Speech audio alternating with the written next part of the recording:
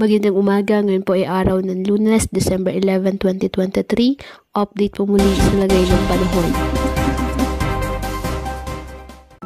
Ayon sa Pag-asa, wala naman pong bagyo o low pressure area na minomonitor ngayon sa loob ng ating PAR na maaaring makaapekto sa ating bansa.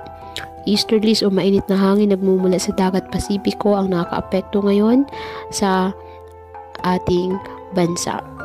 Kaya asahan pa rin po ang generally maliwalas na panahon sa halos buong bansa maliban na lamang po sa tsansa ng mga localized thunderstorms.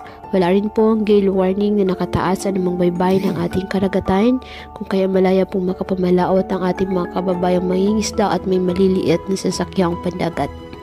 Ngayong araw, ang Metro Manila at nalalabing bahagi ng ating bansa, asahan po ang generally mainit at malinsangang panahon, ngunit may chance pa rin po ng mga localized thunderstorms lalo na po sa dakong hapon at gabi. Kaya patuloy po na pinag-iingat ang ating mga kababayan sa bantapon ng mga pagbaha at pagguho ng lupa at ugaliin na magdala palagi ng payong o kahit anumang panangga sa ulan sa tuwing lalabas ng ating mga tahanan. At yan po muna ang update sa lagay ng panahon ngayong araw.